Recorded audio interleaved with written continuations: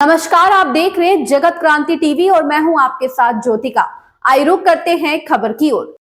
आ गया ऑर्गेनिक खेती को बढ़ावा देने वाला ऐप। ऑर्गेनिक खेती को बढ़ावा देने व स्वास्थ्य को बेहतर बनाने के लिए युवा किसानों के संगठन की अनूठी पहल। भिवानी में केवाईसी के राष्ट्रीय स्तरीय किसान वसंत महोत्सव का आयोजन।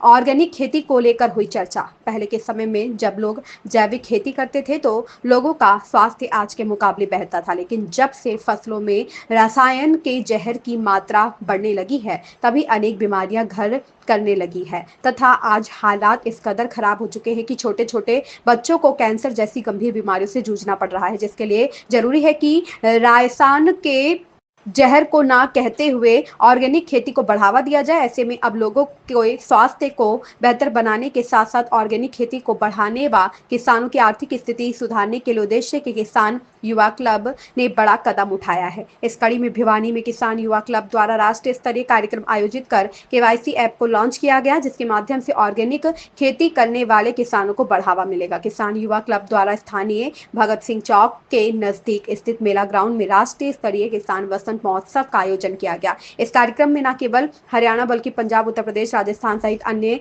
राज्यों से ऑर्गेनिक खेती करने वाले हजारों किसान एकत्रित हुए तथा ऑर्गेनिक खेती को बढ़ावा देने के बारे में लोगों से आह्वान किया। वही कार्यक्रम में आधुनिक कृषि यंत्रों की भी प्रदर्शनी लगाई गई।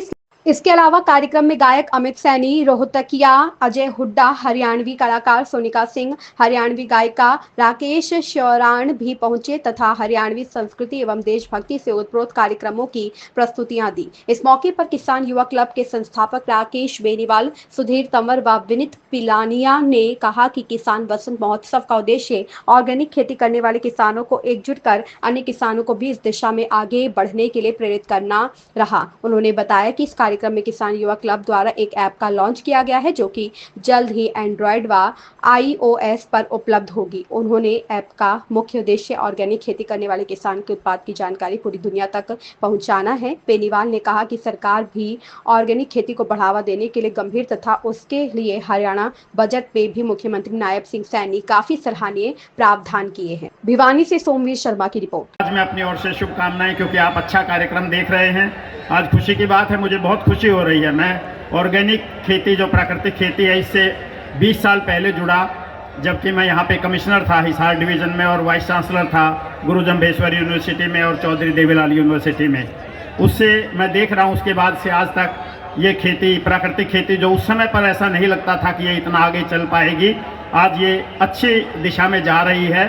और उगने के हिसाब से, उगाने के हिसाब से और मार्केट के हिसाब से भी जो समस्याएं थी वो धीरे धीरे कम हो रही हैं। मुझे याद है, मैं आज से 11 साल पहले रिटायर हुआ और जब मैं रिटायर हुआ तो मैं ऑर्गेनिक में जुड़ा, क्योंकि मैंने देखा कि खाद्य में इतनी समस्या है, हमारे फूड में इतना जहर है, तो ये आगे के लिए, पीढ़ियों के लिए बहुत खतरनाक होगा। इसलिए मैं उसमें जुड़ा।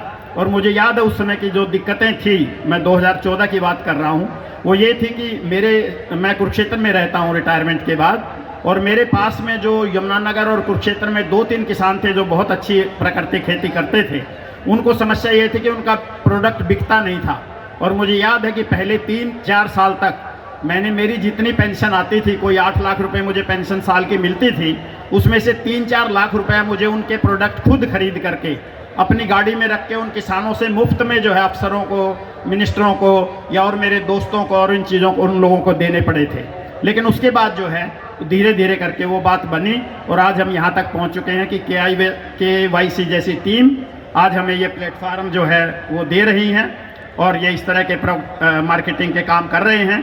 तो मैं, क्योंकि समय की कमी है, लेकिन मैं अपने इस सारे अनुभव के आधार से ये बात और ज़रूर कहना चाहूँगा कि अभी भी ये जो टीम है ये बहुत सशक्त टीम है, इनके पास साधन हैं, इनके पास लोग हैं, तो ये लोग कुछ ऐसा काम कर सकते हैं। क्योंकि अभी भी मैं जब वहाँ मार्केटिंग की बात देखता हूँ, मैं 40 साल पहले यहाँ SDM था सिवानी में, उस समय यहाँ पर आप देखते हो यहाँ पे सरसों उगती है और यहाँ पे चने उगते थे, उस समय पे बाजरा उगता था और यहाँ चने की दालें होती थी।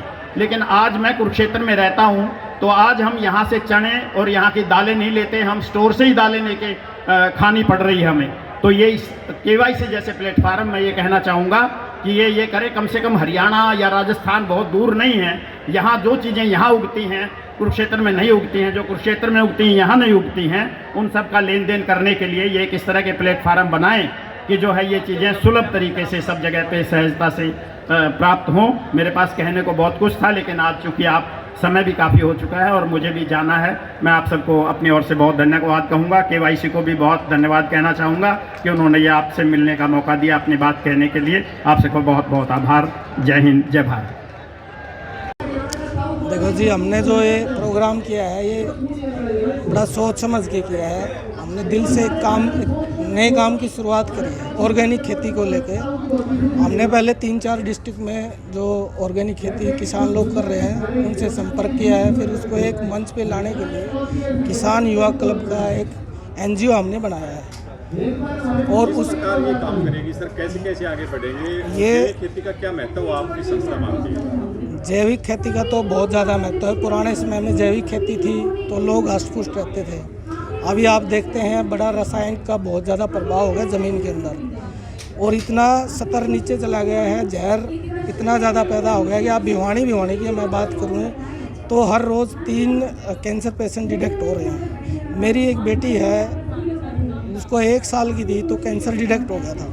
पिछले मैं 15 साल से उसका इलाज करवा रहा हूँ और उसी के हिसाब से मैं सोच के इस NGO के साथ जुड़ा हूँ और आगे जो है किसानों को यही मैं आगे हमने संदेश दे रहे हैं या उनको जागरूक कर रहे हैं कि ऑर्गेनिक खेती को ही उगाना है। उसके लिए जो भी टूल हम उनको दे सकते हैं हम अपने NGO के द्वारा वो टूल उनको मुहैया कराएंगे और उनके जो भी नुकसान ऑर्गेनिक खेती से लोगों को एक भ्रम पैदा है कि हम बहुत ज़्यादा नुकसान हमें होगा तो उस नुकसान की भरपाई हम करवाएंगे। हमारा NGO उनके साथ खड़ा होकर करवाएगा। सर किस प्रकार से ये चीज़ें आगे बढ़ पाएंगी एक मंच पे लाने के साथ? कैसे NGO काम करेगी, ऐसे उपभोक्ताओं तक कैसे पहुँचेगी और किसानों को कैसे कनेक्ट करेगी? हमारा NGO एक है ना ऐप अभी लॉन्च कर रहा है, एक ऐप लॉन्चिंग है। उस ऐप के माध्यम से हम जो है उपभोक्ता को भी इसमें जोड़ेंगे और जो अपना जो किसान है उसको भी जोड़ेंगे। दोनों एक दूसरे को हम मिलाएंगे।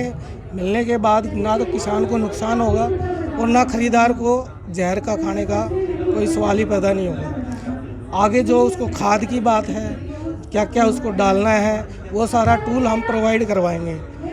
उसको जो भी सुविधा चाहिएगी ऑर्गेनिक खेती करने के लिए, जो भी संसाधन की ज़रूरत पड़ेगी, हमारी जो NGO है वो सारे संसाधन के लिए उनको आगे बढ़ के उनके साथ खड़ी रहेगी। सर सरकार की आमतौर पे पॉलिसी मैटर को लेकर काफ़ी मदद रहती है, तो क्या सरकार को भी आपका NGO लिखेगा कि जैविक खेती को बढ़ावा देने के लिए सरकार भी कुछ इस प्रकार से प्रोत्साहन करे, किसानों के लिए कार्यशाला लगाए, आपके NGO से जोड़े? क्या कहेंगे आप? देखो जी, सरकार तो अभी जो बजट पास हुआ है उसमें आपने देखा भी होगा, बजट में सरकार ने ऑर्गेनिक खेती के लिए भी बजट में अपना प्रावधान रखा है और हमारा NGO जो आगे बढ़ के काम करेगा तो हम उम्मीद करते हैं सरकार भी हमारा सहयोग करेगी। जी, जो KYC है वो किसानों को बहुत ही अच्छे रेट्स पे एक तो उनकी फसल बिकवाएगा कंज्यूमर्स तक। और जैसा कि आपने पूछा कि ऑर्गेनिक फार्मिंग की आवश्यकता क्यों पड़ी, अब क्या है इंडिया में 70% जो लोग हैं, 70% बीमारियां जो हैं वो सिर्फ इंडिया में है, 70% पेशेंट्स। और वो क्यों है? क्योंकि इंडिया में खाना अच्छा नहीं है, फर्टिलाइज़र्स बहुत ज़्यादा यूज़ हो रहे हैं। फर्टिलाइज़र्स, पेस्टिसाइड्स, किसानों के पास पैसा नहीं है तो वो अपनी फसल के लिए बहुत ज़्यादा मात्रा में फर्टिलाइज़र्स यूज़ करते हैं, जिसकी वजह से हमारी बॉडी ख़राब होती है। अब KYC क्या करेगा? ऑर्गेनिक फार्मिंग करेगा, जिससे हेल्थ तो अच्छी होगी, पर अब किसानों का क्या, उनकी खेती नहीं होगी तो क्या करेगा? उनका जितना भी नुकसान होगा या खेती नहीं होगी कोई बात नहीं, पर उन्हें पैसे उतने ही मिलेंगे जितने उन्हें पहले मिलते थे। युवा इसमें क्या भूमिका निभा सकते हैं और आपका नाम क्या है? मेरा नाम पलक है और यूथ जो है वो इसमें ये भूमिका निभा सकता है कि वो एटलीस्ट ऑर्गेनिक खाना शुरू करे, ऑर्गेनिक उगाना शुरू करे। अगर यूथ इसे प्रमोट करेगा तो शायद हमारा देश बढ़ सकेगा और हम भी बढ़ सकेंगे, हमारी हेल्थ इंप्रूव। इस खबर में बस इतना ही। बने रहिए जगत क्रांति टीवी के साथ।